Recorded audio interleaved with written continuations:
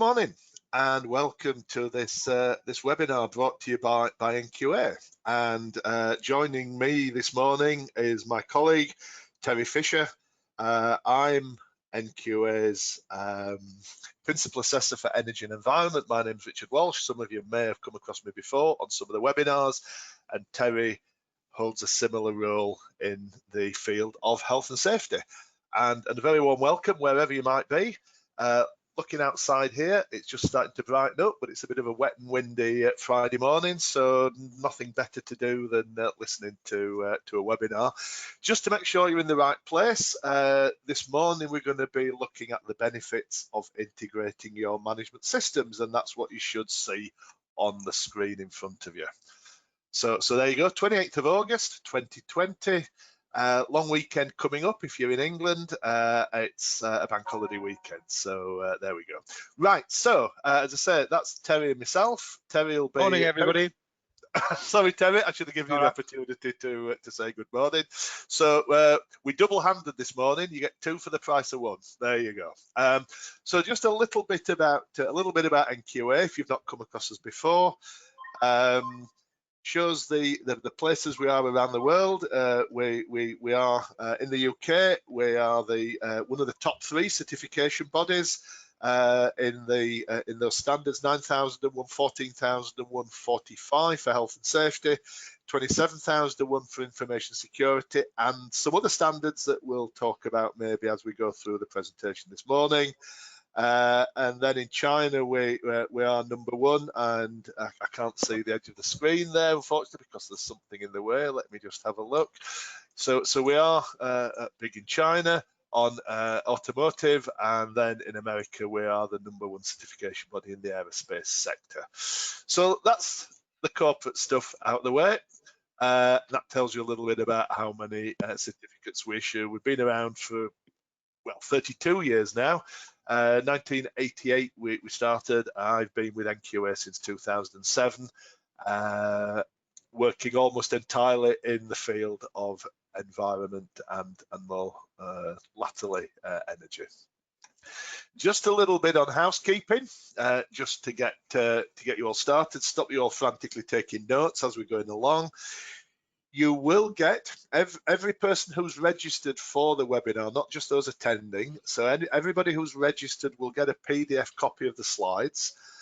And we also record these webinars, and we have a YouTube channel. If you are familiar with YouTube, if you click on the channels link and you'll then search for NQA, you will find we have a channel in there, and you can listen to not only recording of this webinar, but all the other webinars that I've done, that Terry's done, and various other people have done on quality, automotive, aerospace, all sorts of different things.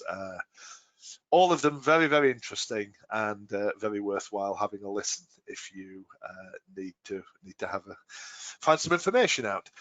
If you've got any questions, will you write them in the chat box? The one thing that this webinar isn't particularly is a death by PowerPoint. There are some slides, but we try and make this particularly interactive. We'd like you to ask questions as we go along. If there's anything you've been burning to ask in terms of integration, or indeed about any of the standards, I don't think we're particularly expert on information technology. I know how to switch a computer on, and that's about it.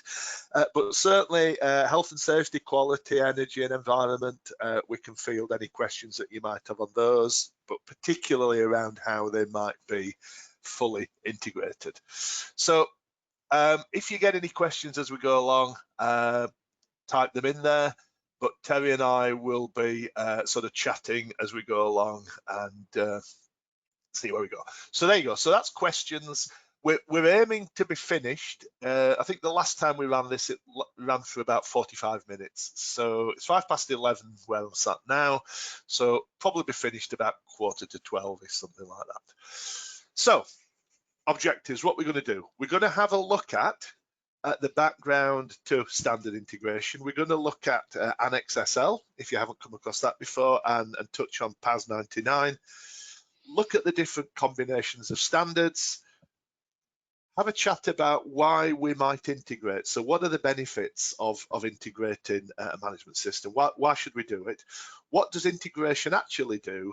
And then maybe how we actually think of integration.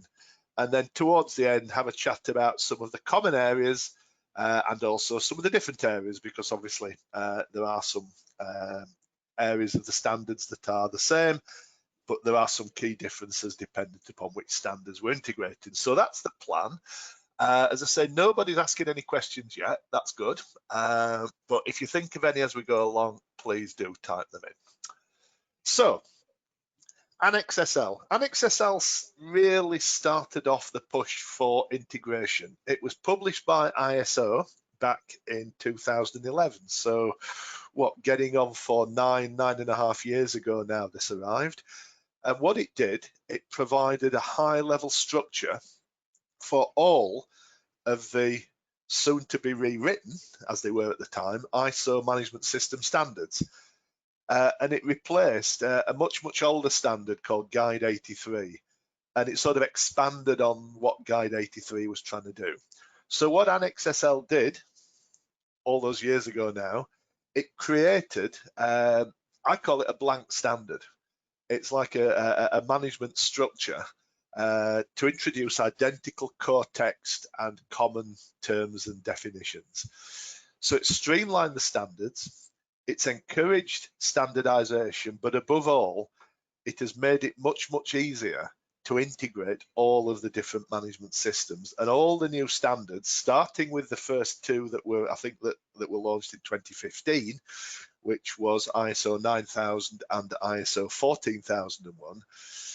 Large chunks of both of those standards now have got common core text, and they only vary in the bits that are pertinent to each standard. So the major difference, for instance, in 14 and 9 is in operational control.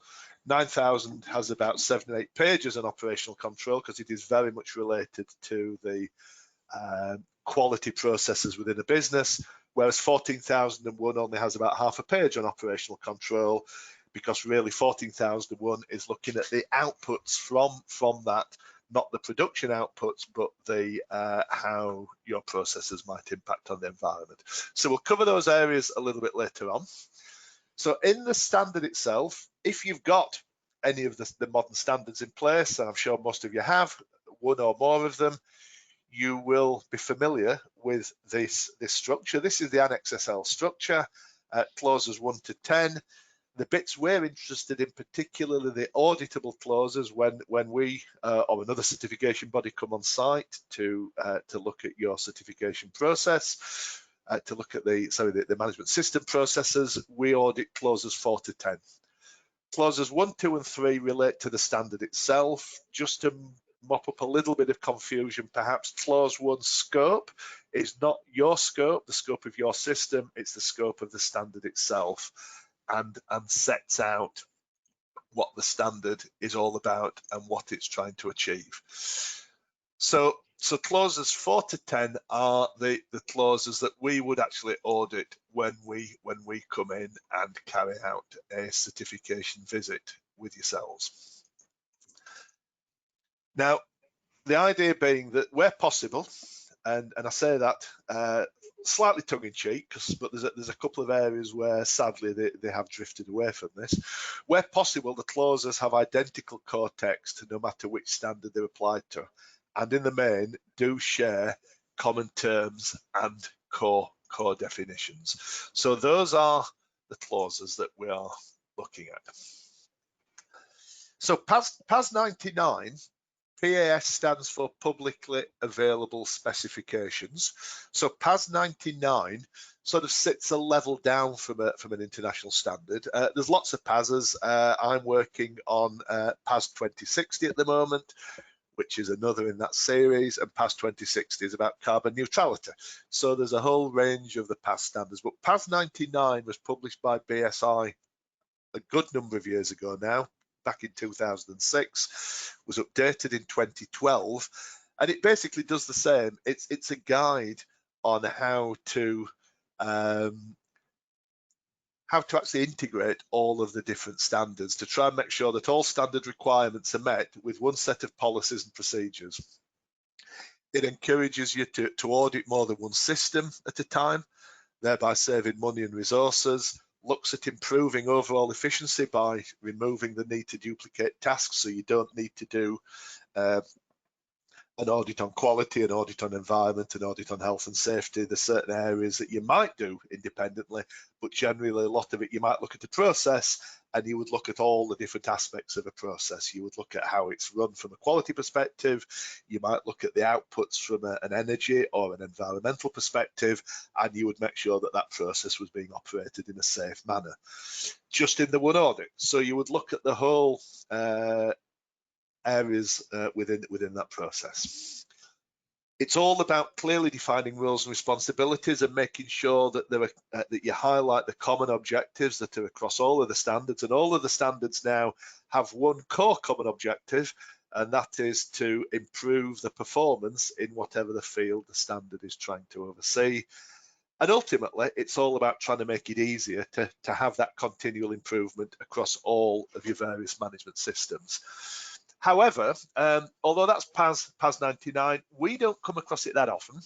I think some people do seek certification, if you like, to PAS 99, but my view is it's more of a guidance standard, I think, and gives you some good practice on how to carry out the integration.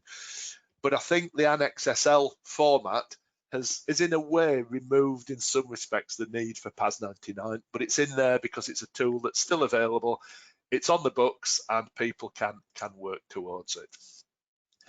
You've probably seen various combinations of standards, and I think within NQA we probably come across all of these over our certification. So 9 and 14, 9 and 45, 14 and 45, 14 and 51. I do quite a lot of work in that area. I have a number of clients that just have those two standards, and so on. So those are the various combinations of standards that we come across. But of course, over the last 10 years, the number of management system standards is increasing greatly. And these are just a few, not in any way a definitive list, just a few that I've thrown in to, oh good, we've got a question. That's good. We'll come back to that shortly. So yeah, these are just the standards that have also popped up in the last sort of 10 years. So ISO 50001 2018, that's that we're in mid-transition on that at the moment, which covers energy management with 27,001 information security, 22,000 food safety management, medical devices 13485, and ISO 31000 risk management. And all of those standards are now within the Annex SL format, so they're all sharing those same sort of 7 auditable clauses. Just want to clarify, I've just had a question being asked by Ian. Why do we need both? Presume, Ian, can I just clarify, you're talking about why do we need Annex SL and PAS 99? Is that your question? Yes, why do we need both? Good question. Because in my mind, the Annex SL format has actually given us a guide to how this is done. I suppose in a way what PAS 99 is doing, it's not a standard generally that you're certified to is PAS 99. It's more just a guide on some good practice on how you can use it. So really see PAS 99 as a reference, not as a standard that you would be certified to. Have you any comments on that, Terry? Yeah, I think that's a fair question. I think, to be fair, PAS 99 is used where a lot of organisations may not have implemented ISO standards, and it's used to supplement internal arrangements and various things there when they're looking at their own internal structure. Certainly a lot of larger organisations will look at PAS 99 as a way of getting connectivity within their own management system that may not be registered to an ISO standard. Yeah. But as Richard says, the ISO standard and the Annex Sl structure is there, and it does that the way it's been designed, and it's integrated in that process. Okay, so why should we think about integrating? You know, we've got all these different standards. They do work fairly well on their own, and I do have a number of clients that have decided to keep them completely separate. There is no integration whatsoever, and you've got a company that might have it in one client I'm thinking of. They've got an environment manager and they've got an energy manager, and they do sort of cross over a little bit, but generally they tend to work separately. The two systems are maintained separately. If I'm honest, I wouldn't suggest that, but why should we integrate? What are the benefits? So let's look at it from the various perspectives of people within an organization. So how many company managers would actually like better utilization of resources? Resources are expensive. Time particularly is an expensive resource. It's the one thing that most of us wish we had more of. Less bureaucracy. I'm sure we'd all say yes to that, but most company managers would like to have a lot less bureaucracy to deal with, to make sure that all areas of the organization are aligned and actually working together, not siloed, working together to deliver company-wide objectives. Again, I'm guessing managers would really, if they could choose, would want to improve and make things more efficient, make their teams much more effective and efficient, and have people working together across the organization as a team. Get rid of delays, get rid of backlogs, look at areas within the business where things are getting held up. What are the backlogs? What are the blocks within the system? What's causing us problems? Can we get rid of those? Does everybody understand what it is they're meant to be doing? Does everybody understand what their roles are within the business, not just within environment or within quality or within health and safety, but across the board? Does everybody have a clear understanding of the role that they have to play? Have we got clarity across all of the different processes? Do we understand how they all fit together and how one process might interact with another process? If we can do that, it should make the management and oversight of all of these processes much simpler. It should allow us to better identify and to be able to prioritize improvements. And ultimately, if we're all working together and not in our own individual little silos, less infighting and barriers between departments. Usually within any organization, the barriers, the problems tend to be the areas where the processes themselves integrate, or where they come together, maybe from one process moving into another, or maybe where something moves from one department to another department. That can be where sometimes the barriers can be, they can be where the blocks are. So it smooths everything out. That's from a management perspective. And how many staff would actually like less frustration, less paperwork, a better understanding of what they're meant to be doing and how what they do, the part that they play, how that fits into the bigger picture? They want to feel part of a team. They don't just want to be working in isolation. They want to know what they are actually responsible for. What are the boundaries of their areas? What are the boundaries of their responsibilities and indeed authorities? How to play their part in achieving this continual improvement. And also then to not make the same mistakes over and over again.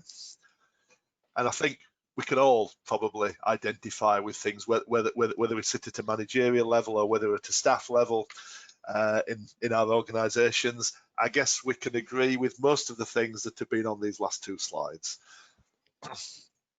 So if managers and staff want all of these things, then why is it that so many organisations don't support the development and implementation of a fully integrated management system?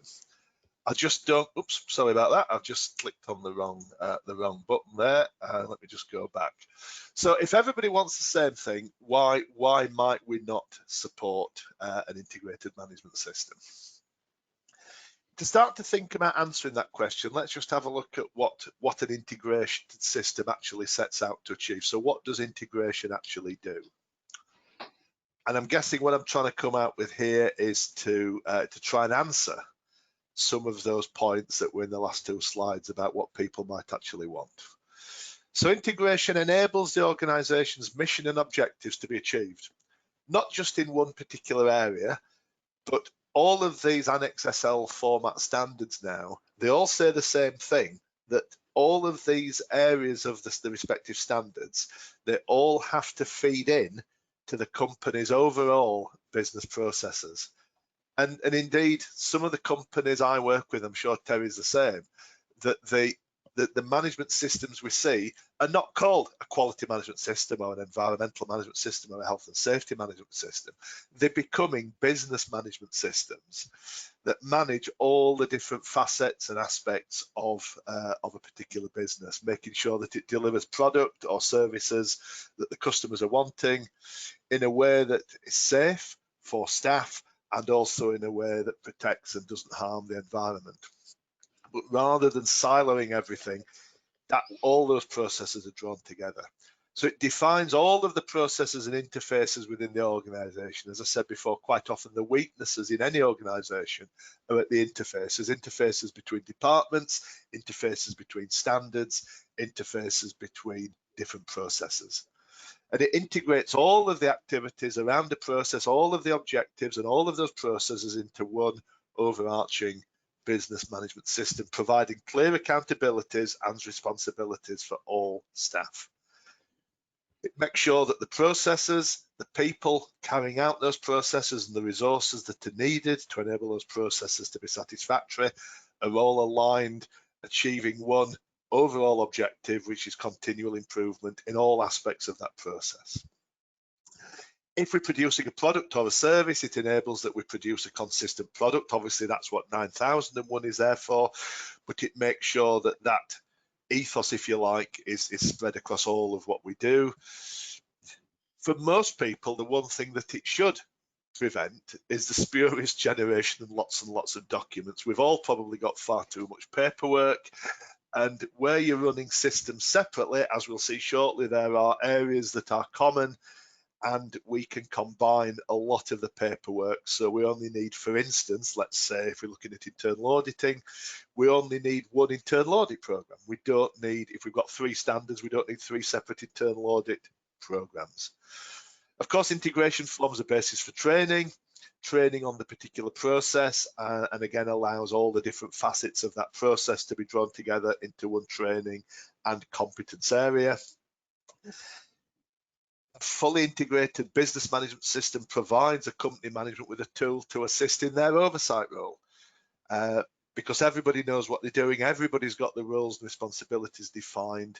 It allows management to have that oversight, that everybody knows what they're doing, allows the delegation of tasks, and people can work within the roles and responsibilities that are allocated to them. And ultimately, it pulls everything together and helps businesses identify what actually needs improvement. So having just listened to me drone on for the last 15-20 minutes, it actually seems that developing an integrated management system would appear to be common sense. If you take at face value everything I've just said, why wouldn't you do it? The problem with common sense, as I'm sure we realise, it ain't too common. So why might we think that people aren't rushing to integrate all of the standards? What do you reckon, Terry? I think it's a moot point. Different organisations have different views on integration, and some fear that in an integrated process, they may compromise the level of integrity within their processes because it's trying to do all things to everybody. And that isn't the case. There will always be priorities. A particular project or a particular activity will always focus on its core, what it's trying to deliver, but it can't work in isolation to the rest of the business and the rest of the organisation's needs. It's got to be integrated. It's no point producing the best available product really effectively and efficiently, and let's say injuring people as we do it. That is unacceptable. No. So it's looking at that integrity of the management system, I think, and that's why people have a hesitation when it comes to sometimes looking at integration, because they think, oh, it makes it over manageable. It makes it too big. It makes it, we can't focus. When in reality, you can, but you still need to consider the connectivity between the component parts. Couple of points that people are making. It seems to be the people making points this morning are all called Ian. I'm sure there's other people out there not called Ian, but everybody commenting is called Ian this morning, which is just interesting. Yeah, so we've got Ian Merriman's has just commented that it takes time and upfront commitment of a scarce resource. I think like anything else, you get out of something. It's a little bit like investment. You've got to invest a little bit of time up front to do this. But if you invest that time wisely, in the long run, it should probably then save time. There will be benefits. And I think you get out of anything what you put into it. And yes, to do the full integration may take a little bit of time in pulling things together, but I'm guessing over the years, you'll have that time repaid many, many times over. Would you agree? Certainly, it's as you've said, it should be seen as an investment, and integration, as with everything, can be a continual improvement process. The level of integration, the benefits of integration as the system develops and matures will improve over time. And that's accepted by the management standards, or else there wouldn't be a requirement for continual improvement. So it's not an absolute that as from day one, everything's going to be seamless and it's all going to work from the get-go, so to speak. It's about developing that process, those procedures, and looking at that integration and developing it over time, I think, is the key message there. Don't be intimidated by integration. Yeah, the other Ian Kidd has sort of added on to say it's hard to know how to do it properly, which might expose us when it comes to the external audit. As the chap, I'm not sure which chap, it may be you or I, one of us is a chap, we're both chaps, not wanting to threaten the integrity of the system. So I think it's probably what you were saying, that actually there's a fear that we know what we're doing, we've got everything separate, we've got everything siloed, and we're running those properly. If we start to bring things together, are we going to threaten the integrity of what we've already got? So in other words, we might actually not do it properly. I suppose guessing if we pull everything together, are we going to miss something out? Are we going to forget something? And is something going to get overlooked? And he's also made the same point that it's harder work, it's much more work in the short term, which is what we've just said. And it's certainly harder for the first year, which might not be attractive immediately. And I guess I take that point that it is, you've got to set out a little bit of time. But as I said, it's like anything else. If you're going to improve something, you've got to put a little bit in. At the start, you've actually got to devote that time, put in that investment, if you like, to make things smoother in the long run. David said that barriers to integration are generally basic human factors. People are comfortable with the status quo. Integration means less chiefs. Turkeys don't vote for Christmas. What do you reckon, Terry? Does it mean less chiefs? Not necessarily. The organisation, I mean, what you've got to remember is that these management systems are not outside the organisation. They need to be integrated into the business practices on a standard operation on a daily basis. It's not, oh, well, we make widgets or we provide this service. Oh, and by the way, we do a bit of environmental stuff or we do a bit of health and safety stuff. From the outside, it needs to be integrated in what you do, how the business operates as a matter of normality. And yes, siloing can create divisions and various things, and it can also create empires and structures. And some of those can be very effective, but it can also be very inhibiting and prevent cross-party working, etc. within an organisation. It can be quite stifling if everything's siloed within an organisational structure. It can limit cooperation and improvement, which is what the management standards are looking for the overall good of the organisation, not just a particular element of that organisation. It's to deliver an overall good throughout. So, and that's achieved by collectively working together. Ian number one, if I can call him that, has also just added, convincing individual managers to work together is a challenge. Behaviour, exclamation mark. Yes, I would agree, because let's be fair. We may have all got into these scenarios whereby, well, my little bit of the picture is working fine, so I don't want to make any changes or put any ripples on the pond to achieve that. But organisations that don't change generally suffer in the long term. I think recent events have proved that we've got to be dynamic in organisations. We've got to adapt to change, and we've got to, where we can, implement that change because it's driven from something within the business rather than just being driven from something outside the business. So it can be structures. Change can be very beneficial, but it also can be quite threatening to individuals and the sort of status quo. Yeah. Ian, number 2, has also just added, I guess the key question, can you suggest ways to approach this, and are there any resources that can be shared? The way to approach it is to talk to, is communication. I think in the first point is to look at, well, what are the benefits to this integration? Where could it be appropriate to integrate and applied common sense? Because given this maturity of the standards, etc., or the maturity within that organisation can vary. So there may be some very simple steps that can encourage, oh, we don't need 2 of those, we can work collectively and do that. So doing that and people actually seeing the benefits and delivering those benefits going forward can encourage, oh, well, if we've done that with that, can we apply it there? And it can be a self-fulfilling prophecy once you get that buy-in from individuals, but it's that communication and awareness of the benefits of integration that is the key message I would suggest at all levels, and it isn't just managers. One of the things I've done over the years is, if I've got clients who've not had integrated systems and they're wanting to show a little bit of interest, and I'm trying to nudge them along the road towards integration, quite often during the assessment process. Now, we've got to be careful as assessors because we're not meant to work as consultants, and we certainly can't work as consultants, particularly if anybody from UCAS is listening. But what I try and do sometimes is in the discussions that we're having as part of the audit, not within the report, but within the discussions we're having, I might look at a particular area of, say, a quality system and say, have you thought about how that might apply to your quality system, to your environmental system? Are there elements within this that you could possibly share with the other side of the system?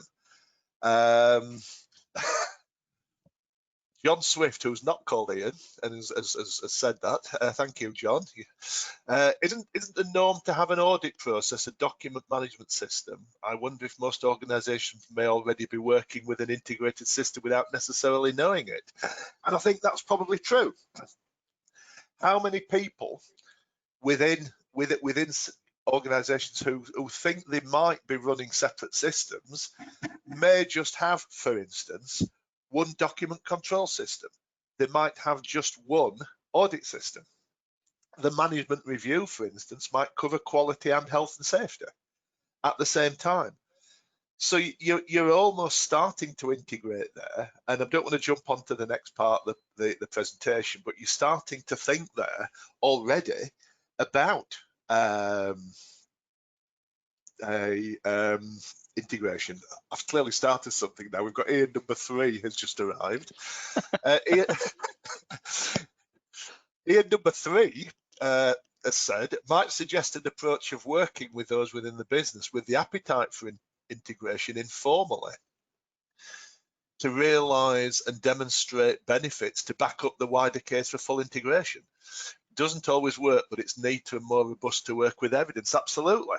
And I think, as I say, I quite often use our lowest level of finding, which is an opportunity for improvement, and have sometimes raised opportunities for improvement just to say, have you thought about combining your 2 management reviews? Because there's a lot of common areas you're discussing within the management review. Have you thought about combining the 2 of them? And using those management reviews and using those opportunities for improvement, should I say, as a way of nudging people along. So my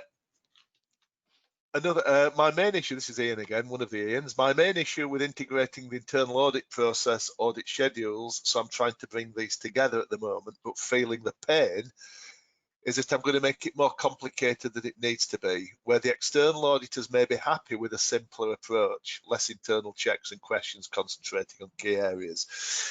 Don't for 1 minute use us or use the external auditors as an excuse, and I'm not having a go at you by saying that. At the end of the day, whatever an external auditor might prefer is irrelevant. It's your management system. If you want to present an integrated system to an external auditor, they've got to get used to that.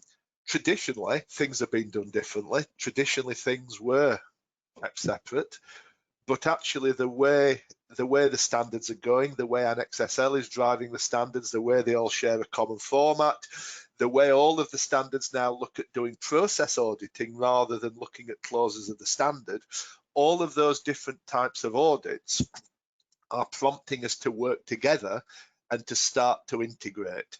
And I'm tempted to say that if you have if you have an external auditor who's getting confused or saying, look, it's simpler for me if you keep things separate, I think that auditor's a bit behind the times. And if it's an NQA auditor, I apologise, but I would like to think it wasn't an NQA auditor that was saying that. But if it is, let us know, and we'll address that, because actually we try and make sure, certainly Terry and I, when we do training for our staff, we try and make sure that A, they're moving with the times, but B, that they understand, as we do, the benefits of integration. So I think, yeah. Can I just jump in there? It's one of the things you've got to remember is the assessor is there to audit your management system against your requirements and against the requirements of the standard. Yeah. They're not there to sell their own personal preference or give themselves an easy life of, or I prefer it like this, so it's then easy for me to assess. Yeah. It really is important that the management system delivers the benefit for you and your organisation, not just pacifies an assessor. Absolutely. Yeah, because there's where we go. Yeah, another question from Michael. Michael Jordan. Is there an optimum number of standards that you should try to integrate, i.e. the law of diminishing returns? Michael's trying to integrate 9, 14, 45 and 27, finding the 27 a bit difficult. Any comments on that, Terry? Yeah, I think there's some technical requirements in 27. I'm not a 27 assessor, so I can't really comment to a great strength, but there are some technical requirements within 27 that may not be as enhanced within the other standards about making specific statements in scopes and various things like that. So that can be a bit problematic. But generally, the sort of the main trilogy of standards, the sort of 9, 14s and 45s, will fit together very nicely, or variations on that theme will fit together very nicely. And they all will fit together nicely. It can just be a little bit more problematic, can take a little bit more consideration for some specific technicalities within some ISO standards. One of the other Ians has actually just said the external auditors want it integrated and simpler, which I would agree. I would always push for integration, but it's just hard to know how far to go. And at the end of the day, it's about how best it fits the culture and the needs of the organisation, whether it's delivering the benefit and what are the benefits, how it's perceived within that organisation. Because a lot of it is down to perception as opposed to, so you've got to challenge sometimes perceptions when it comes to integration and sell the benefits. The final question we've got, again from Michael, is around those benefits. Should an integrated system result in a reduction in audit days? Well, I can answer that quite simply. It does, and it will. Yes. It will definitely, yes. Yeah. Basically the UCAS model that any UCAS assessment within the UK adopts basically allows for a 20% reduction for full integration, where it's because of, and that's the economy of scale kicking in.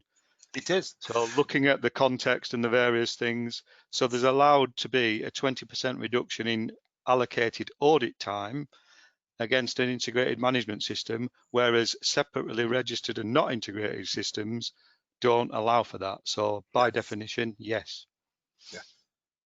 I think, Yeah, but more importantly to that is the actual benefits to the organisation. The benefits in time and resource and management resources spent managing these things, and as we said when we talked about the benefits, that far outweighs any external cost of external verification assessment. Yeah. It's the internal cost and impact on the organisation, which is a real benefit.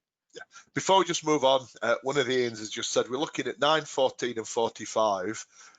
We also have 27, but don't intend to integrate that with the others because of the 27 technical elements, and that makes sense in a way that you could choose to leave that bit sort of at the side of the other full integration.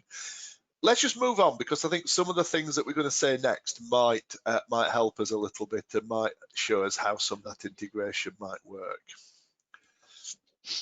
So if we decide to start thinking about integration, what should we include? So we need to think about the extent to which we're going to integrate, because, and again, Terry will probably agree with this, I hope he's going to agree with me, that we see different levels of integration. We see full integration, and we also see partial integration as well. So we need to decide, first of all, I guess as Ian's just said, what are we going to integrate? Now, Ian said he's going to go for partial integration and leave one of his standards out because it doesn't seem to fit quite neatly with the others because of the technical element, and that's absolutely fine. So Ian's made that decision in his business. But also, I guess this comes a little bit back to some of the questions or some of the points that were made around management and management styles and turkeys voting for Christmas, etc., etc. The cultural aspects of the business and its management. Is there an appetite for full integration within the business, or can you maybe as individual managers of the various systems within the business, can you agree that there are certain areas that are common to you all, so therefore let's work at integrating those, but maybe not some of the other areas? There needs to be a level of competency. What level of competence have we got? Have we got the right skills to actually pull all of this together, or do we need any help? And also maybe where legislation and other requirements or compliance obligations, call it what you will now, how do they all fit together? Most of the businesses I see that have got 14 and 45,001 environment and health and safety, for instance, have already integrated their legal register. I don't think I've seen anybody that's got one legal register for health and safety and another separate legal register for environment. That is integration, pulling the two areas together and having a fully integrated legislative or compliance obligation register. But also, as with any process, as with any project you're setting out on, make sure that you've got clear objectives so that you know where you want to end up. You know what the outcome's going to be. And obviously, the setting of clear objectives takes us right back to the first bullet point, which is the extent to which integration should occur. But all of the standards, without exception, have this plan, do, check, act. I'm not going to dwell on this slide because I'm sure you've seen this. It's in every single standard. Now, when I used to teach this stuff many years ago, long before I came to NQA, I used to teach environmental management and also teach integrated systems. And the way that I used to think of an integrated management system is as a bare Christmas tree. So the bare Christmas tree is almost the Annex Sl. So we looked at that Annex Sl format. Forget the first three clauses because they're just related to the standards themselves. Think of clauses 4 to 10, and that is the bare management structure. So the Christmas tree, if you like, is the common elements of all the standards. And all we're doing, we're adding on to that basic management structure, we're adding on some different coloured baubles, we're adding on some quality, we're adding some health and safety, some environment, and in my case, maybe some energy. And we're dressing the Christmas tree, and all of those different elements are hung on attached to the same core management structure. Whether that makes sense to you, I'm not so sure, but it's certainly one way that I use to try and describe it. Another way of looking at it, you've got your integrated system in the middle, and then you're hanging on, if you like, the various clauses around the edge that, as you can see there, they've all got some differences, but they've also got many areas that all actually are attached to that core integrated management system. So what are the common elements? What are the bits that make up the Bear Christmas tree?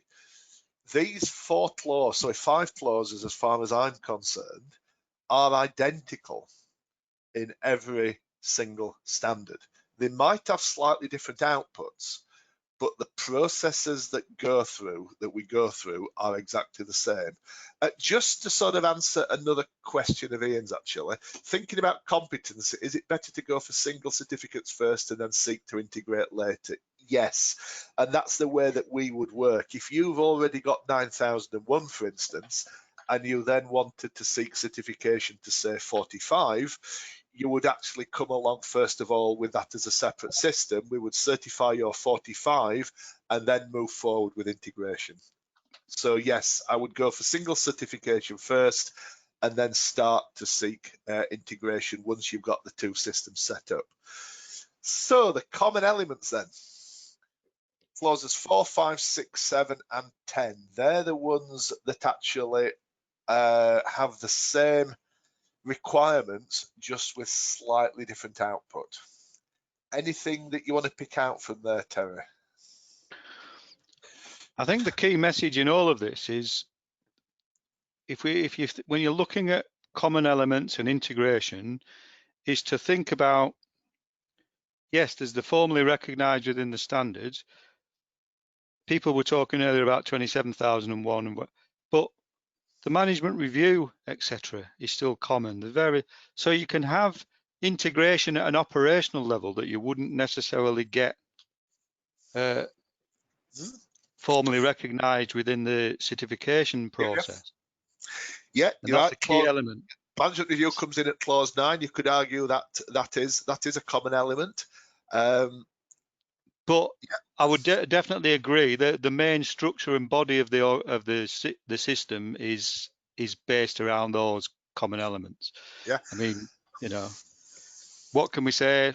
A corrective action, yes, all right. In health and safety and 45, it looks at the investigation process and goes into more detail there and about worker participation, etc., etc. However, the core process of a corrective action remains constant across every discipline. You would still, you would still have that key message. You would still have that same process to follow if you'd had an environmental incident, if you'd had a big spill of oil in the yard or something like that. The process you would go through may be slightly less, as you say, in terms of participation and consultation, but you would still follow the exact same process if you were investigating a spill as you would if you were investigating somebody who trapped their finger in a piece of machinery or something like that. What's happened? Why has it happened? What's the root cause analysis? And how can we stop it happening again? And that's exactly the same process across.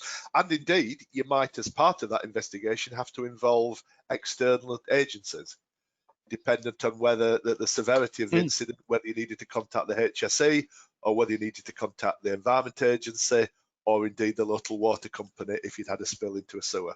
So they all follow exactly the same process. And indeed, quality would be the same. If you'd had an issue with quality, you might need to contact the client and say, I'm sorry, but actually there might be a bad batch of parts on the way to you.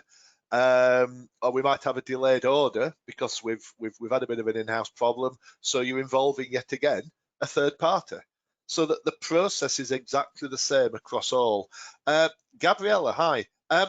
We somewhat integrated 9 and 14. Do you think there is space to integrate 27 into this bundle? It's a funny one because it's the one that Terry and I know the least about, if I'm being very blunt. Yeah.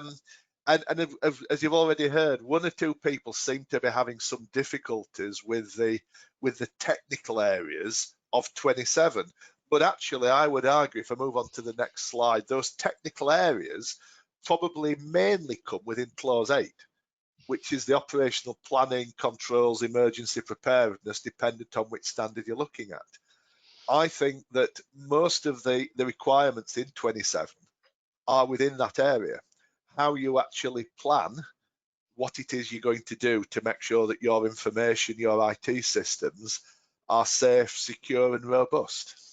Yeah, I think it's fair to say you can integrate 27 with any other Annex Sl ISO management standard, but it can be more technically demanding. You may have to put more, shall we say, offshoots and smaller branches to meet all the requirements.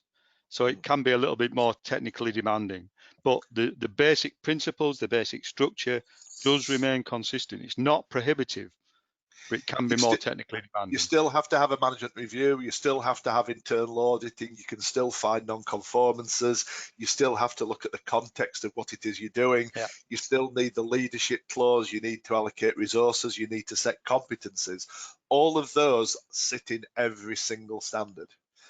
There might be some slightly different nuances in how those are managed, but generally the process for all of those clauses is exactly the same. Yeah. Yeah, so okay. don't let it put you off is the main Certainly. message from us.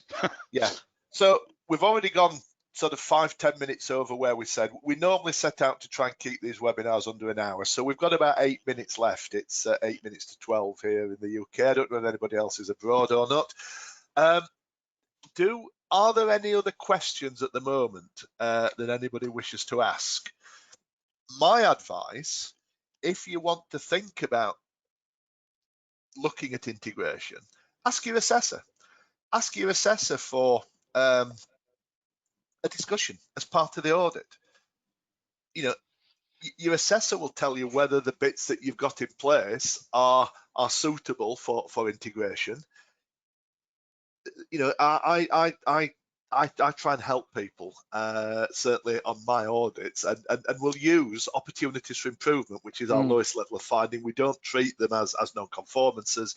We don't treat them as negative findings. They are as the name suggests. And quite often, some of my opportunities for improvement will say, you've got 2 areas in 2 standards here that actually you're replicating everything you're doing.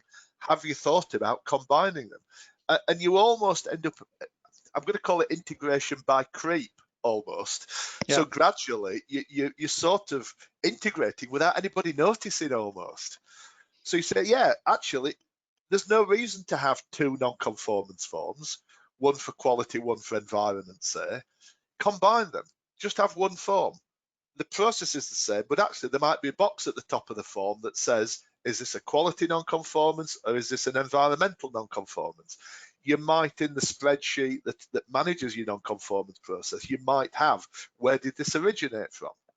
But actually the process, as we've identified, is exactly the same.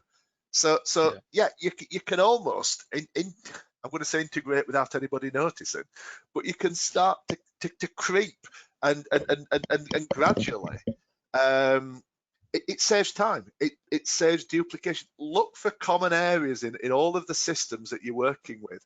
Is there anything we can do to pull all of these together? Yeah, I mean, it really is about this drive for continual improvement within the standards. So any improvement you make, shall we say, under a quality initiative, that then has an impact on, well, it reduces waste from the process or it improves the output. We get better product as a yield from that process by making that change. Well, by definition, that's an environmental improvement. So it's worth thinking of things in that way rather than just going, and I think a lot of this thing is coming back to titles and the way references that people have built into organizations. You know, they'll say that's a quality improvement, that's a this improvement, and it has it, that then labels it and silos it into that. But by definition, it has a broader impact. It's a process improvement. It improves the process. It might improve one aspect of the process, but it is actually improving the process. Yeah. Ian number 1 has just said, no more questions. This has been very useful in helping me to build a corporate certification strategy. Thank you. What I would say, as I say, we have a couple of minutes left. You can get hold of either Terry or myself. Terry's terry.fisher@nqa.com and I'm richard.walsh@nqa.com. If you want to get in contact with us, if there's a question that when we hang up in a couple of minutes time, if you suddenly think, oh, I wish I'd asked that question, send us an email. Doesn't matter whether you're an NQA client or not, we won't turn you away. Nope. And yes, send us an email if you want, if there's anything specific. But you know, if I could give you sort of a couple of pieces of advice, first of all, next time you have an assessment, whether it's an NQA assessment or with somebody else, speak to your assessor. Ask your assessor's advice. Janice has just asked, is there a course available which goes into much more detail? I think, do we do an integrated? I think we do. I think yes, we do. I think there is. Yeah, there is. Yeah, and I think there's a 1 day, a 3 day, and a 5 day. I think depending on what level you need to go to. If you look on our website, Janice, NQA.com, and go into the training, we list all of the training courses. If you can't find anything, again, but bob one of us an email and we'll try and sort that out. But yeah, Gabrielle has just said, thanks, I think we'll do that. Integrate forms, documents, audit schedules, and go from there. And I think that's a good way of doing it. Like, as I said, just start to look at, have we got 3 pieces of paper that we can combine into one? And that's the start of the integration process. And as somebody else pointed out earlier on, when you can start to see those benefits, then people will start to buy into the concept. This happened on one of my clients. I won't say which. It's a large railway company. I won't say which one, but they had about 10 different incident forms to fill in, dependent on whether it had been a train that had deposited oil on the track, whether there'd been a passenger who tripped up on the platform, and there was about 10 different forms for station staff to fill in, dependent on the incident.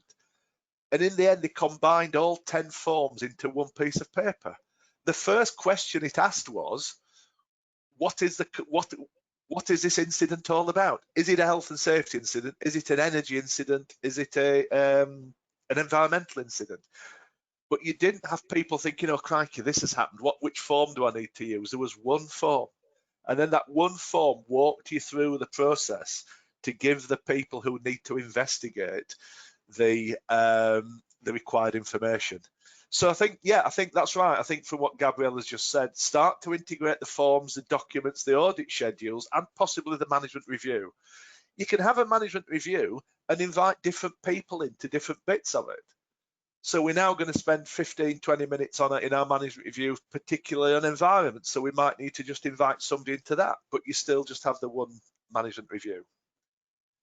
Lots of people saying thank you now. That's good. Thank you for your time. Thank you for your attendance. You will get copies of the slides. You will, but there is a recording that you'll get a link to as well. Anything you want to add, Terry, just in summing up? No, if you have any questions, as I say, don't hesitate, because it is important that people are not intimidated by the integration process.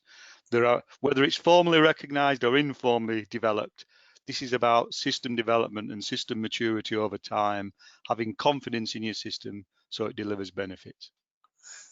But yeah, just say to your assessor, would it cause a problem going forward if I combine this piece of paper with that piece of paper? You can, that's not consultancy, that's asking a question of your assessor. That's the sort of thing that we're there to answer. Yeah. And we will answer. And have those discussions. Don't be frightened to ask those questions. And I think that's the question I would ask. You know, the sort of the overreaching piece of advice. Ask your assessor. Ask them for, not for guidance, but ask them, can these two be combined? Can we work this together? Right. Yeah. It's bang on 12 o'clock. So I think that's all we're going to do. No more questions, I don't think. No, just looking. A few more thanks coming in. Top stuff. Thanks. Excellent. Good. Right. So, Joe, just wondered, was there a question on the bottom of this one? No, I'll be doing the management review soon, so it's a good thing. There we go. Thank you very much, everybody. Thank you all very much. So cheers again, and keep in touch. Have a good afternoon and a good weekend. Cheers then. Bye. Cheers. Bye.